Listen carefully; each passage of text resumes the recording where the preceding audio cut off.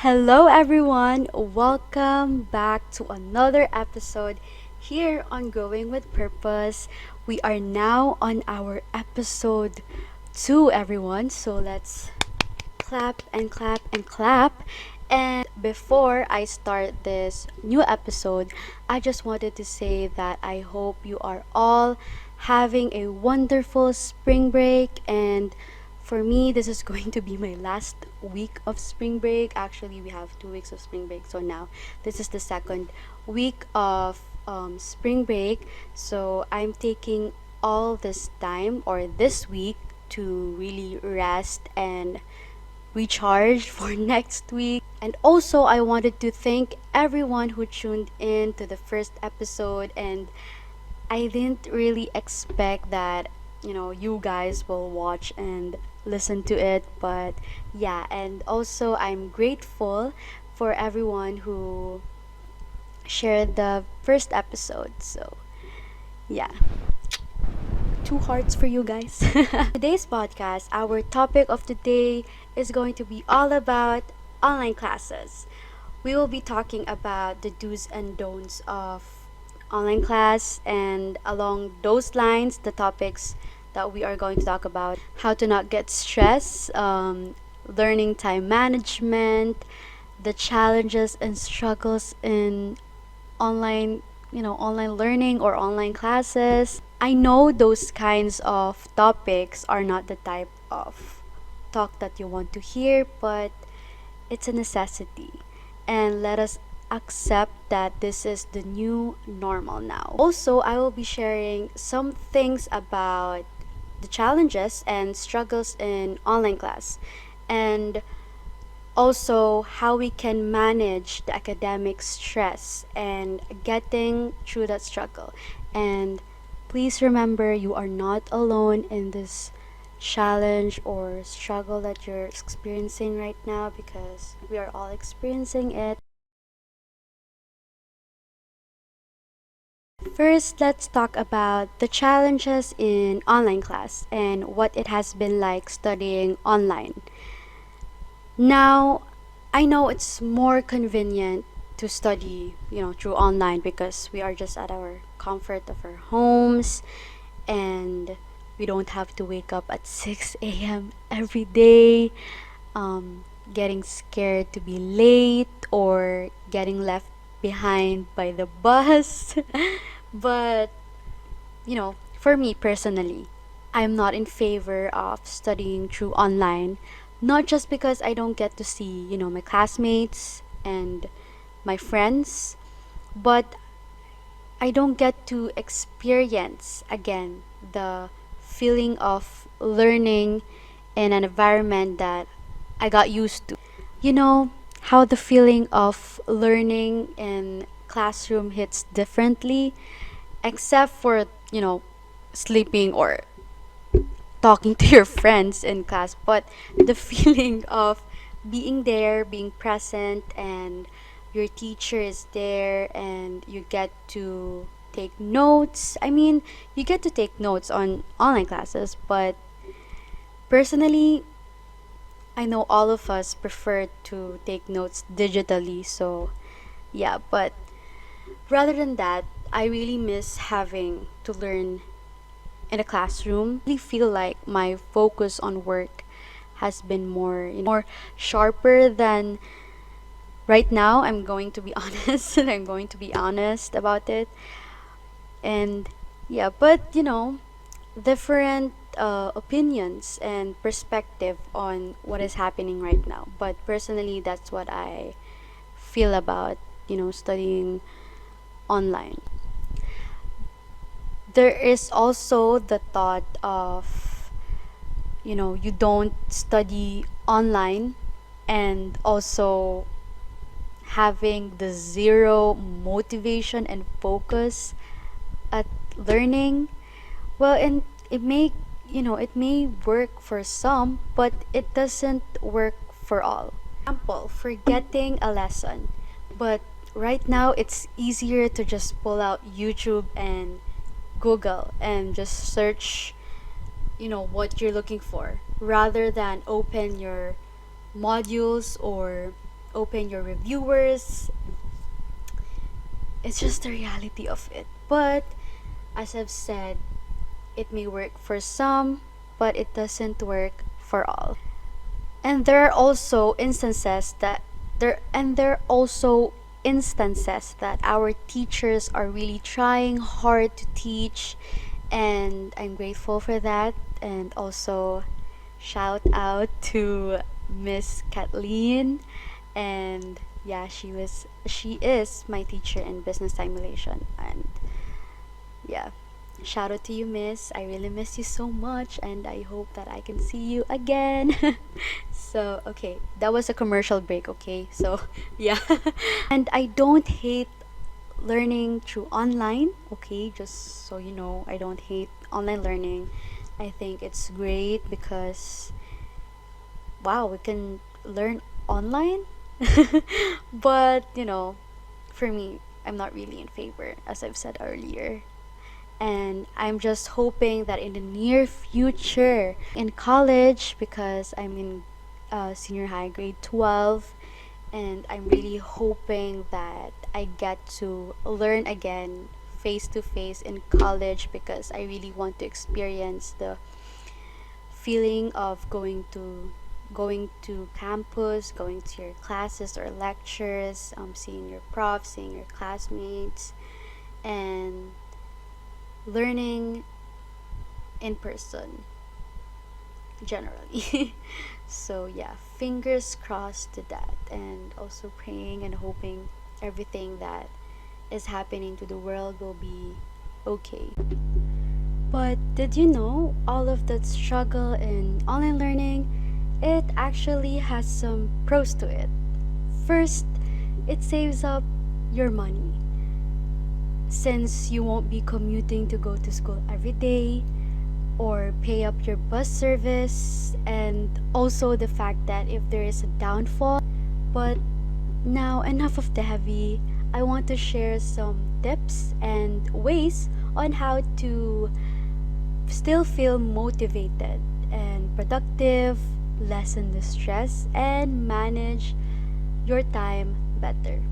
So, the first step that I want to emphasize is the importance of having a productive and yet comfortable learning environment at your home.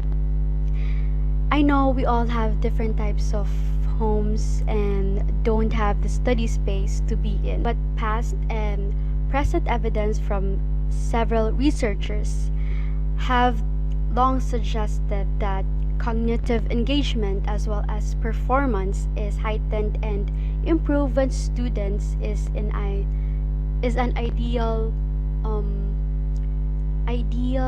learning environment. But it still really depends on the person. Like for me personally, I like having to have my own study space. As you can see now, this is my office or classroom type of moment here. And but optimizing your study space doesn't necessarily mean that you have to have the most aesthetic study space or aesthetic desk that you need. And it's very simple, like having to learn in an environment that is organized, like visually organized, that you can see and sit on or study on, is perfect for your place. And also make your study space personalized, because you don't want to be sitting in your desk like that is not you, or it doesn't represent you. And also avoid your desk of any visual clutter, because it keeps your mind also cluttered or messy. Actually, that is true, because sometimes when there's a lot of lessons and I have to have a notebook or sticky notes, and I need to write the notes that it is needed and that is important. And sometimes it gets really messy, because when you're learning online or in face to face. Actually, you don't have the time to, organize your things or declutter your things, because you're just studying and you have to focus on your studies, you have to focus on your lessons and the important things that you need.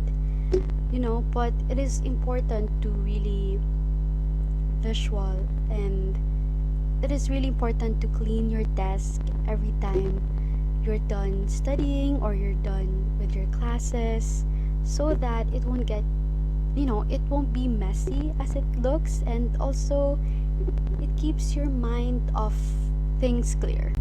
So, for example, I have the pens and pencils or notebooks, sticky notes, and any other stationery material.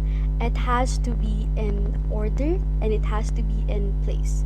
So, for example, I have all of my what do you call this? My papers and my sticky notes in one what do you call this? In one drawer, or in one where you put your pencils and pens.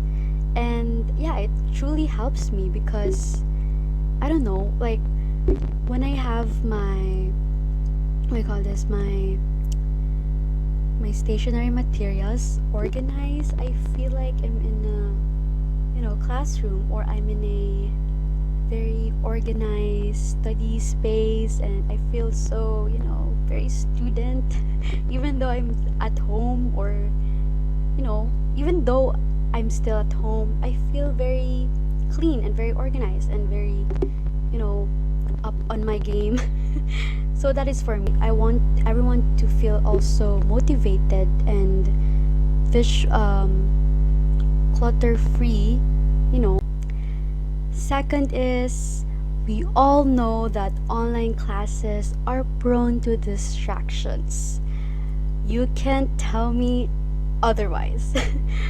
Just because you have your devices open or you have your phone beside you, it doesn't mean you need to, pick it up and open just your socials and watch YouTube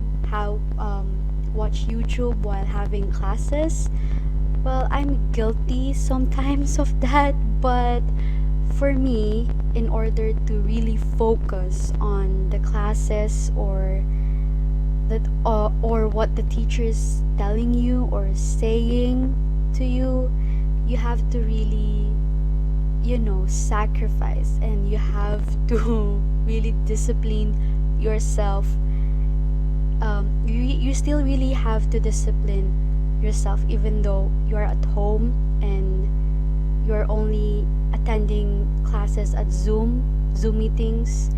And yeah, and also our teachers always remind us that even though that we are all at our home studying and attending classes, we should still treat it as a face-to-face person, because there is still a teacher, there is still your classmates, there is still a lessons to catch on, there's still we call this reviewers to review, to focus on, activities, modules, and projects. They're still there.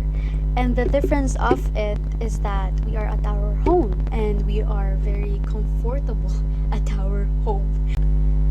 Okay, I'll admit this has been a struggle of mine since we transitioned to online classes or online learning. But I gotta do what I gotta do. Like, for example, when I have classes and I have my phone beside me, I have to turn it in do not disturb.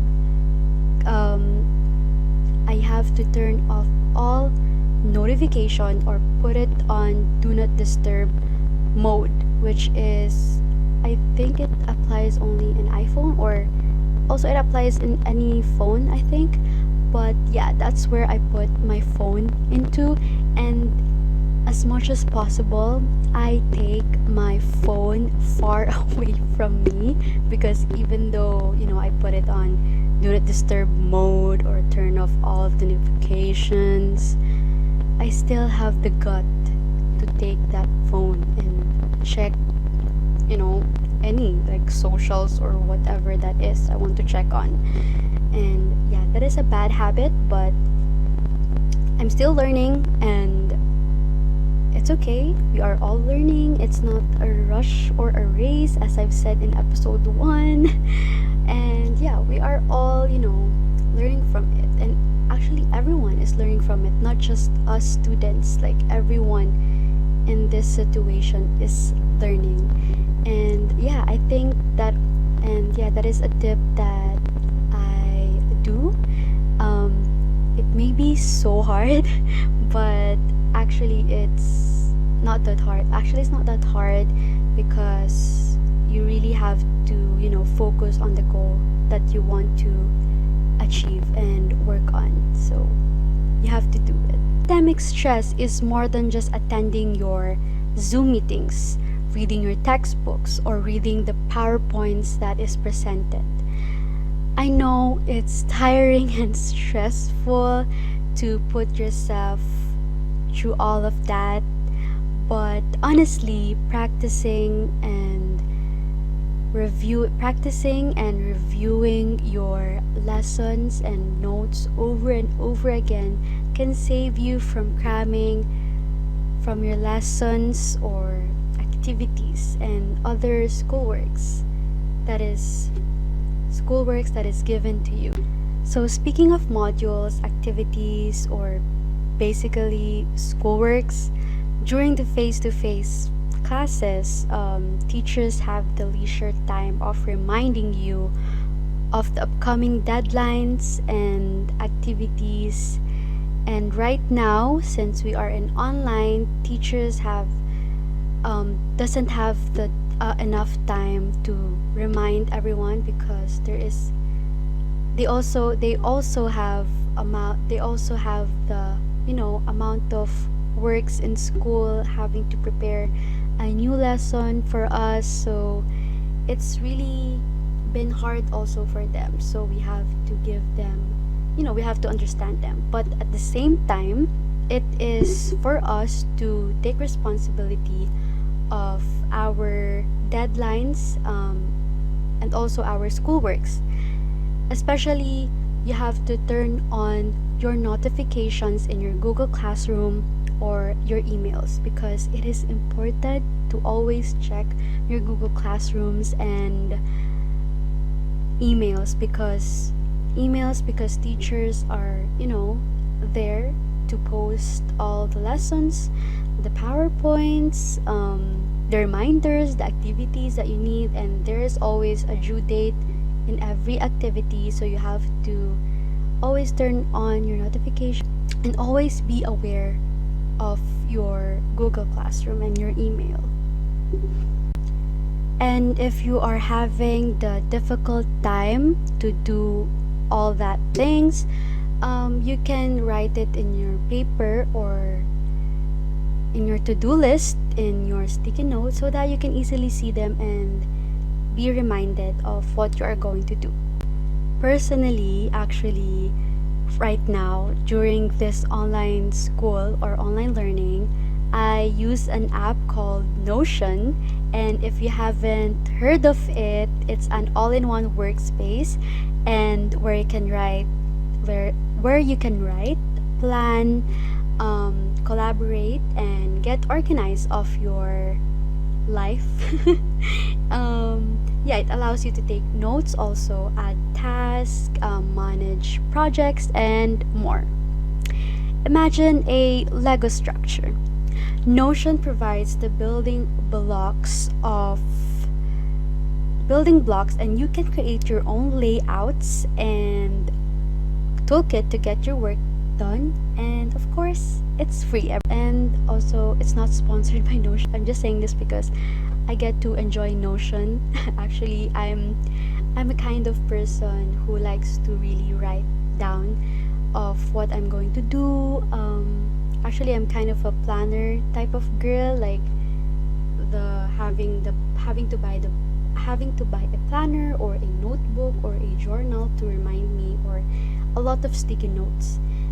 And I got used to that actually, but right now I adjusted to digital kind of planner, and I found Notion, and I found a lot of videos and YouTube on how to use it and how to apply it in your school, in online classes or in online learning. Also, when it comes to scheduling, make sure that your schedule or your to-do list is realistic and attainable.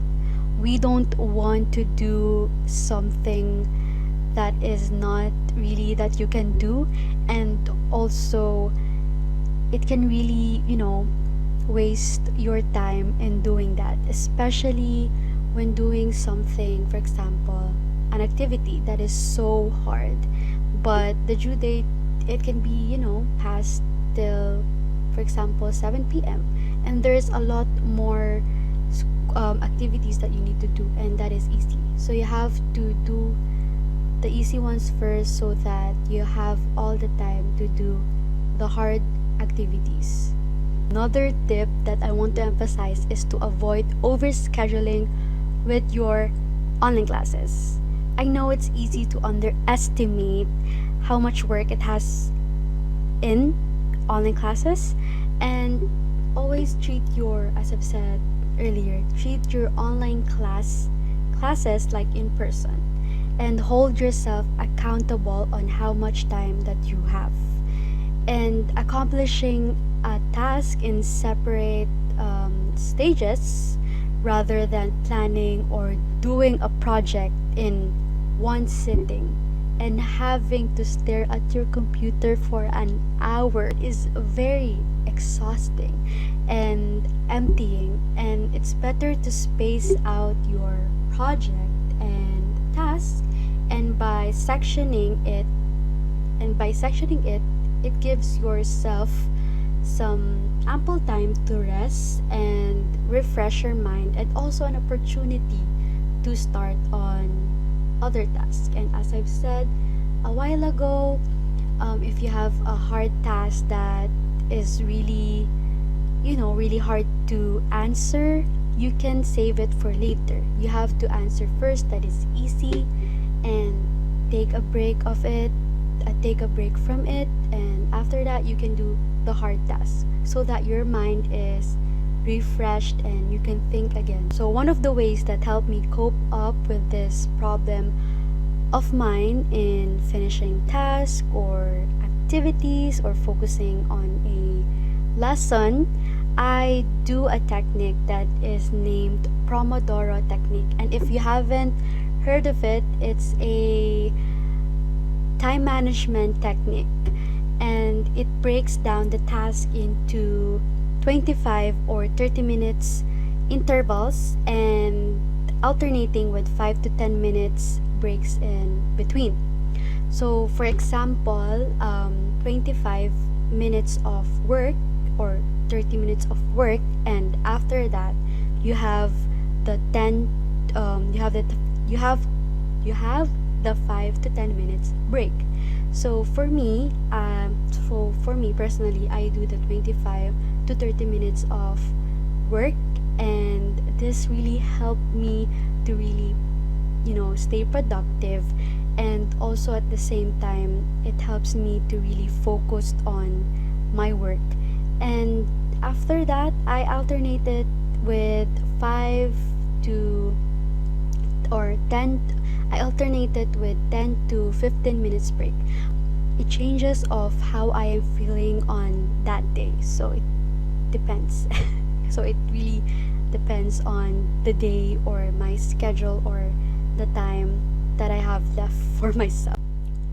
Also, value your mental health as much as you value your physical health. And know that it's more than important to take care of yourself and to take care of your time, and having a structured routine in our lives, well, it helps us transition from one activity to the next one. And if you are still in the process of having to learning, if you are still in the process of learning or figuring out your routine, or having, still learning the time management, is 100% okay. Before, I don't have the kind of time management, and it took me a lot of months and years to practice my time management. But here I am now, telling you this one, that is okay not to rush, and it's okay to figure out, and it's a process, everyone. It's not a race, or you have to really quickly learn it. There will be cases when a routine doesn't work for others, but it works for you, or opposite. Your routine should be, of course, flexible and have the ability to change, because having a structured routine every day, it's kind of boring, and at the same time you'll just really hate your routine. And if you think that your routine is not working as it should or hope to, you can ask yourself these questions. What am I currently doing that is not working? Can I ask someone for help? How can I change this aspect in my study routine? So, by asking yourself all of those questions, you are giving yourself an opportunity to improve and to do better.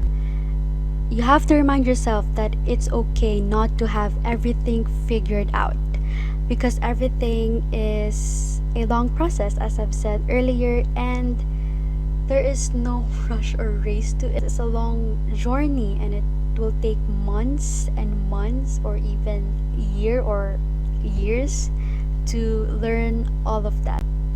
Lastly, thank you to everyone who tuned in our episode 2 here on Growing with Purpose, and I'm really grateful and thankful for you for staying at the end of the video.